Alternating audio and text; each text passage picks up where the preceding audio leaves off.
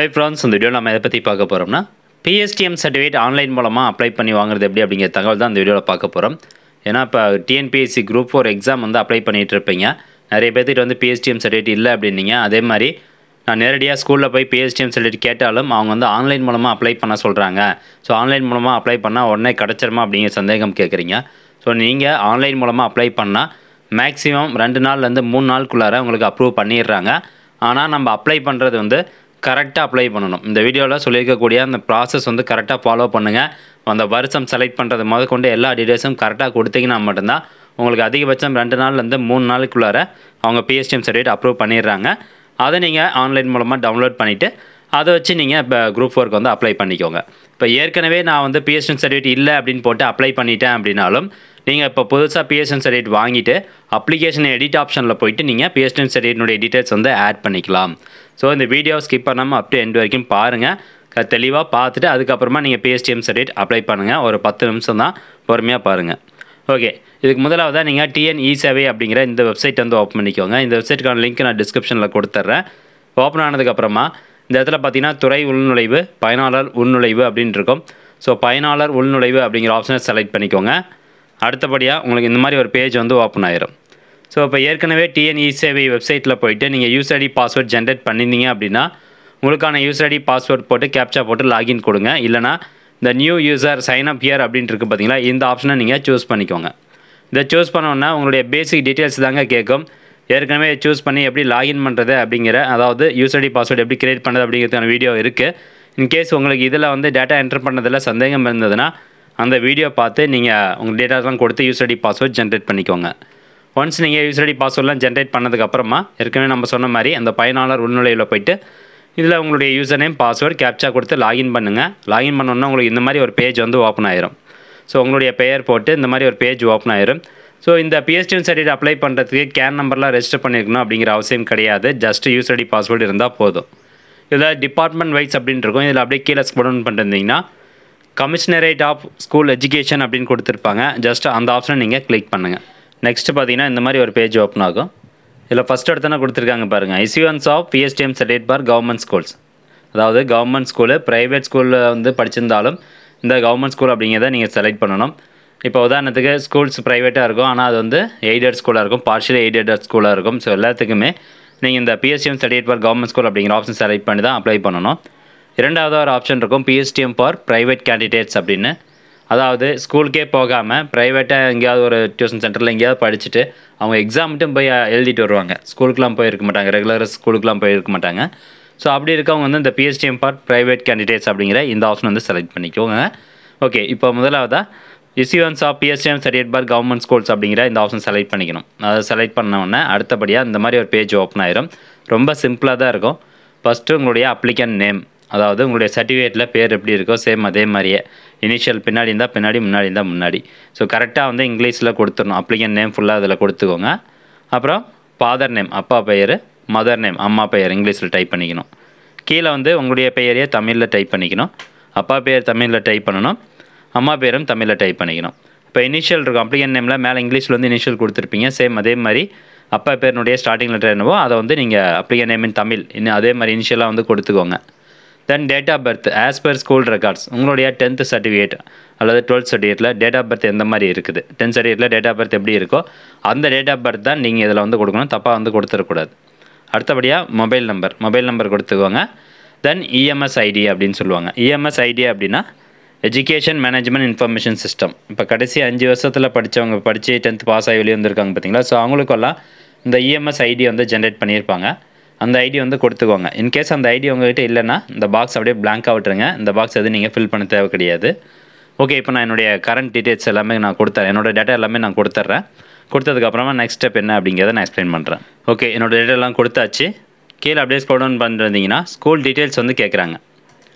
அதாவது academic year from, இந்த academic இயரில் தான் நிறைய பேர் வந்து தப்பு பண்ணிடுறோம். இது தப்பாக கொடுக்கறதுனால என்ன ஆகுதுன்னா நீங்கள் ஸ்டேட்டஸ் வந்து செக் பண்ணும்போது உங்களுடைய அப்ளிகேஷன் வந்து ரிஜெக்ட் பண்ணி அகடமிக் இயர் ராங் அப்படின்னு சொல்லி எரர் கொடுத்துருவாங்க. அதாவது என்ன காரணம் அப்படிங்கிறதுல அகடமிக் இயர் ராங் அப்படின்னு இருக்கும். அப்போது இந்த அகடமிக் இயர் ஃப்ரம் டு அப்படிங்கிறத நம்ம கரெக்டாக பார்த்து கொடுக்கணும். இந்த அகடமிக் இயர் ஃப்ரம் அப்படிங்கிறத கிளிக் பண்ணால் உங்களுக்கு இந்த மாதிரி வந்து கொடுத்துருப்பாங்க 1970 to 1971. ஸோ இந்த மாதிரி அகடமிக் இயர் அப்படிங்கிறது பார்த்திங்கன்னா இப்போ இந்த வருஷம் என்னது 2024 to 2025 அந்த மாதிரி வந்து கொடுத்துருப்பாங்க. ஸோ அப்போ அந்த அகடமிக் இயர் எப்படி நம்ம செலக்ட் பண்ணுறது? இப்போ நீங்கள் ஃபஸ்ட் ஸ்டாண்டர்டு இப்போ 10th நீங்கள் எப்போ படிச்சிருக்கீங்க? 2000 வந்து பாஸ் பண்ணியிருக்கீங்கன்னு வச்சுக்கலாம். 2000 மார்ச் மாதம் எக்ஸாம் எழுதி ஒரு மே ஜூனில் உங்களுக்கு ரிசல்ட் வந்திருக்கு. ஸோ 2000வது வருஷத்தில் நீங்கள் பாஸ் பண்ணியிருக்கீங்க. அப்போ அகடமிக் இயர் அதுலேருந்து 10 வருஷத்துக்கு முன்னாடி இப்போ 1990, அப்போ 1990 to 91 அப்படிங்கிற அந்த அகடமிக் இயரை நீங்கள் செலக்ட் பண்ணணும். இந்த அகடமிக் இயர் செலக்ட் பண்ணுறதுனா ரொம்ப கவனமாக இருக்கணும். இப்போ உதாரணத்துக்கு இப்போ இவங்க வந்து பார்த்தீங்கன்னா 1வதுலேருந்து 5வது வரைக்கும் ஒரு ஸ்கூலு, 6வதுலேருந்து 12வது வரைக்கும் ஒரு ஸ்கூல் படிச்சிருக்காங்க. அப்போது 2 விதமான பிஎஸ்டிஎம் சர்டிஃபிகேட் அப்ளை பண்ணணும். ஆனால் இவங்க 1வதுலேருந்து 5வது வரைக்கும் படித்ததுக்கு ஏற்கனவே நேரடியாக போயிட்டு பிஎஸ்டிஎம் சர்டிஃபிகேட் வாங்கிட்டாங்க. இப்போ 6வதுலேருந்து 12வது வரைக்கும் படித்த ஸ்கூலுக்கு தான் பிஎஸ்டிஎம் சர்டிஃபிகேட் வாங்கணும்.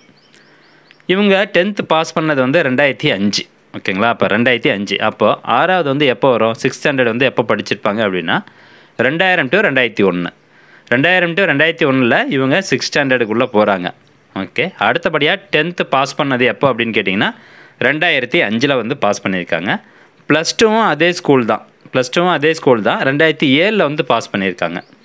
அப்போது நம்ம 10th வரைக்கும் ஒரே ஸ்கூல் தான் படிச்சிருக்காங்க. அப்போ 10th வரைக்கும் ஒரு பிஎஸ்டிஎம், மறுபடியும் +1 +2 ஒரு பிஎஸ்டிஎம் அப்ளை பண்ண தேவை கிடையாது. ஸோ ஒரே ஸ்கூலில் தான் படிச்சிருக்காங்க 6வதுலேருந்து 12வது அப்படிங்கும்போது நீங்கள் அகடமிக் இயர் கொடுக்கறது வந்து 6வது எப்போ ஜாயின் பண்ணாங்க, 12வதுல எப்போ பாஸ் பண்ணாங்க, எந்த வருஷம் பாஸ் பண்ணாங்க. ஸோ அதை நம்ம கரெக்டாக வந்து என்ட்ரு பண்ணிக்கணும்.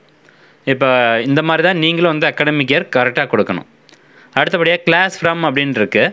இப்போ நீங்கள் 1வதுலேருந்து 5வது வரைக்கும் அப்ளை பண்ணுறீங்க, இல்லை 1வதுலேருந்து 10வது வரைக்கும் அப்ளை பண்ணுறீங்கன்னா 1 அப்படிங்கிறத செலக்ட் பண்ணிக்கணும். இவங்க வந்து 6வதுலேருந்து அந்த ஸ்கூலில் படிச்சிருக்காங்க, அதனால் நான் 6th ஸ்டாண்டர்ட் செலக்ட் பண்ணிக்கிறேன். அடுத்ததாக கிளாஸ் 2 பார்த்தீங்கன்னா +2 வரைக்கும் இதே ஸ்கூலில் தான் படிச்சிருக்கிறாங்க. ஸோ அதனால் +2 நான் செலக்ட் பண்ணிக்கிறேன். இதே 10th அப்படின்னா வெறும் இந்த எக்ஸ் மட்டும் இருக்கும் பார்த்தீங்கன்னா 10th மட்டும் செலக்ட் பண்ணணும். தென் டிஸ்ட்ரிக்ட் எந்த ஸ்கூலில் இவங்க படித்தாங்க, அதாவது உங்களுடைய சொந்த மாவட்டம் கிடையாது, அந்த ஸ்கூல் எந்த மாவட்டத்தில் இருக்குது, நீங்கள் படித்த ஸ்கூல் வந்து எந்த மாவட்டத்தில் இருக்கோ அந்த மாவட்டத்தினுடைய பெயர் வந்து செலக்ட் பண்ணிக்கணும். அடுத்தபடியாக பிளாக் நேம் செலக்ட் பண்ணிக்கோங்க. அந்த ஸ்கூல் எந்த பிளாக் கீழே வருதோ அந்த பிளாக் நேம் கரெக்டாக செலக்ட் பண்ணிக்கணும்.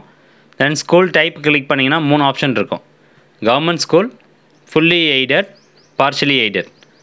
இப்போ கவர்மெண்ட் ஸ்கூலில் படித்தவங்க கவர்மெண்ட் டேரெக்டாக செலக்ட் பண்ணிக்கோங்க. இதுவே வந்து ஒரு சில ஸ்கூல்ஸ்லாம் இருக்கும் பார்த்தீங்களா, இப்போ செயின்ட் ஜோசப் இந்த மாதிரி ஒரு சில ஸ்கூல்ஸ்லாம் பார்த்தீங்கன்னா ஃபுல்லி எய்டட் ஸ்கூலாக இருக்கும். கவர்மெண்ட் அண்டர் கீழே ஃபுல்லி எய்டட் ஸ்கூலாக இருக்கும். ஸோ அதுக்கு அந்த மாதிரிப்பட்ட ஸ்கூல் லிஸ்ட்டில் வரல அப்படின்னா ஃபுல்லி எய்டட் அப்படிங்கிற ஆப்ஷன் செலக்ட் பண்ணுங்கள். Then next partially aided. ஒரு சில ஸ்கூல்ஸ்க்கு வந்து கொஞ்சம் ஒரு 1வதுலேருந்து 5வது வரைக்கும் மட்டும்தான் அப்ரூவல் வாங்கியிருப்பாங்க, பார்ஷியலி எய்டடாக இருக்கும். அதுக்கப்புறம் பார்த்தீங்கன்னா ஃபுல்லாக வந்து ஃபுல்லி எய்டடாக இருக்கும். ஸோ இந்த மாதிரிப்பட்ட ஸ்கூல்ஸ் எல்லாமே பார்ஷியலி எய்டட் கீழே வரும். இப்போ நீங்கள் படித்த ஸ்கூல் வந்து ஃபஸ்ட்டு கவர்மெண்ட் அப்படிங்கிற கவர்மெண்ட் ஸ்கூல்னால் டேரெக்டாக கவர்மெண்ட்டு. சப்போஸ் ஃபுல்லி எய்டடாக பார்ஷியலி எய்டடாக அப்படின்னு தெரியல அப்படின்னா ஃபுல்லி எய்டட் செலக்ட் பண்ணிட்டு நீங்கள் படித்த ஸ்கூலுடைய பெயர் வந்து இந்த லிஸ்ட்டில் இருக்கா அப்படிங்கிறத செக் பண்ணி பாருங்கள். அப்படி இல்லையா அடுத்தது வந்து பார்ஷியலி எய்டட் செலக்ட் பண்ணிட்டு இந்த ஸ்கூல் அப்படிங்கிற பாக்ஸை கிளிக் பண்ணி இருக்கா அப்படிங்கிறத நீங்கள் செக் பண்ணி பாருங்கள். ஸோ இந்த மாதிரி தான் நீங்கள் வந்து கண்டுபிடிக்கிற மாதிரி இருக்கும். இப்போ இவங்க படித்த ஸ்கூல் வந்து பார்த்திங்கன்னா பார்ஷியலி எய்டட் ஸ்கூலு.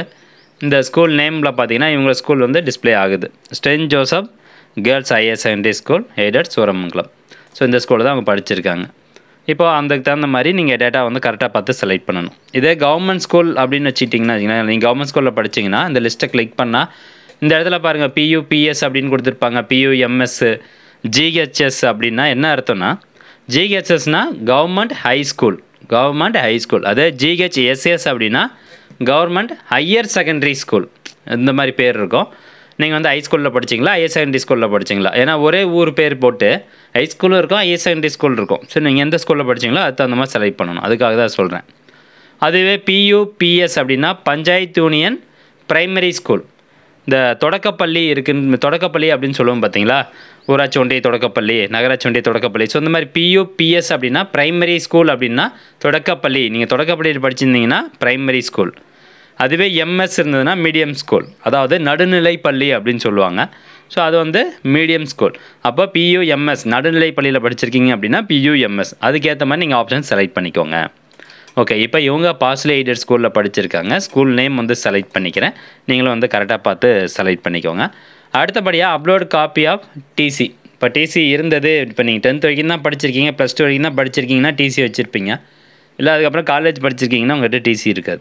அப்போது நீங்கள் எதுவுமே பண்ண வேண்டாம். உங்களுடைய 10th சர்டிஃபிகேட் வந்து நீங்கள் அதில் அப்லோட் பண்ணிக்கோங்க. நீங்கள் 10th வரைக்குமான அந்த ஒரு இதுக்கு பிஎஸ்டிஎம்க்கு அப்ளை பண்ணுறீங்க அப்படின்னா இதெல்லாம் அப்லோட் காப்பி ஆஃப் டிசியில் 10th சர்டிஃபிகேட் அப்லோட் பண்ணுங்கள்.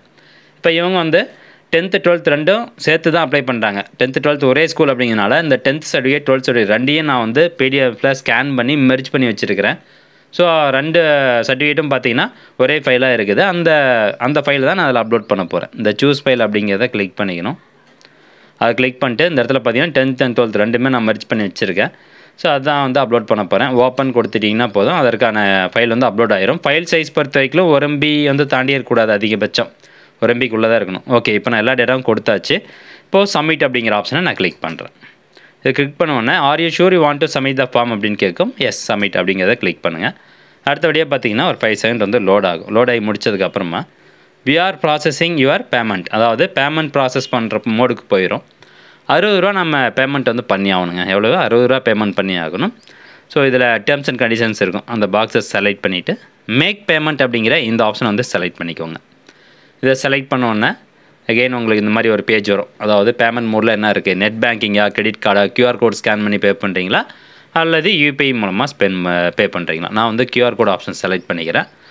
நெக்ஸ்ட்டு செலக்ட் QR அப்படின்னு இருக்கும். எந்த QR, BHIM UPI QR select பண்ணுறேன். நெக்ஸ்ட்டு பார்த்தீங்கன்னா மேக் பேமெண்ட் ஆஃப் 60 அப்படின்னு இருக்கும். அந்த ஆப்ஷனை நீங்கள் கிளிக் பண்ணிங்கன்னா ஒரு QR கோட் வரும்.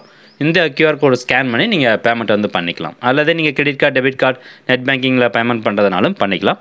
ஓகே, ஒன்ஸ் நான் பேமெண்ட் பண்ணதுக்கப்புறம் ஸ்டேட்டஸ் அந்த மாதிரி வருது அப்படிங்கிறத உங்களுக்கு காமிக்கிறேன். ஓகே ஃப்ரெண்ட்ஸ், இப்போ பார்த்தீங்கன்னா பேமெண்ட் சக்ஸஸ்ஃபுல் ஆயிடுச்சு. யுவர் பேமெண்ட் வாஸ் சக்ஸஸ்ஃபுல் அப்படின்னு வந்துருச்சு. இந்த மாதிரி வந்ததுக்கப்புறமா ரெசிப்ட் வந்து நீங்கள் பார்க்குறதுக்கு இந்த பிரிண்ட் ரெசிப்ட் அப்படிங்கிற ஆப்ஷனை கிளிக் பண்ணிக்கோங்க. இதில் தான் நம்ம ஸ்டேட்டஸ் செக் பண்ணுறதுக்கான அந்த நம்பர் வந்து கொடுத்துருப்பாங்க. ஸோ இதில் இந்த மாதிரி ரெசிப்ட் வந்துருச்சிங்களா? ஸோ நீங்கள் எவ்வளோ கேஷ் பே பண்ணீங்க, உங்களுடைய அப்ளிகேஷன் நம்பர் இது எல்லாமே இருக்கும், ரெசிப்ட் நம்பர்லாம் இருக்கும். பட் நம்ம ஸ்டேட்டஸ் வந்து செக் பண்ணுறதுக்கு தனியாக ஒரு வெப்சைட் வந்து இருக்குது. அந்த வெப்சைட் வந்து நம்ம காமிக்கிறோம் பாருங்கள், அப்ளிகேஷன்ஸ் செக் ஸ்டேட்டஸ் அப்படின்னு இருக்கும். இந்த வெப்சைட்டில் போய்ட்டு தான் நீங்கள் ஸ்டேட்டஸ் வந்து செக் பண்ணணும். இந்த வெப்சைட்டுக்கான லிங்க்கு நான் டிஸ்கிரிப்ஷனில் வந்து கொடுத்துட்றேன். டேரெக்டாக அந்த டிஎன்இசேவை வெப்சைட்டில் போய்ட்டு நீங்கள் ஸ்டேட்டஸ் வந்து செக் பண்ண முடியாது. இந்த வெப்சைட் மூலமாக தான் செக் பண்ணி ஆகணும். ஸோ இதில் கமிஷனரேட் ஆஃப் ஸ்கூல் எஜுகேஷன் அப்படிங்கிறது டிஃபால்ட்டாகவே செலக்ட் ஆகிருக்கும். இப்போ அந்த ரெசிப்ட் இருக்குது பார்த்தீங்கன்னா, இதில் இந்த டிபார்ட்மெண்ட் ரெஃபரன்ஸ் நம்பர் அப்படின்னு ஒரு நம்பர் வந்து கொடுத்துருப்பாங்க. அந்த நம்பரை வச்சு தான் நீங்கள் ஸ்டேட்டஸ் வந்து செக் பண்ணணும். ரெசிப்ட் நம்பரையோ அப்ளிகேஷன் நம்பரையோ வச்சு நீங்கள் ஸ்டேட்டஸ் செக் பண்ண முடியாது. இந்த டிபார்ட்மெண்ட் ரெஃபரன்ஸ் நம்பர் அப்படிங்கிறத காப்பி பண்ணிக்கோங்க அல்லது நோட் பண்ணி வச்சுக்கோங்க. அதை வச்சு தான் ஸ்டேட்டஸ் வந்து செக் பண்ணணும்.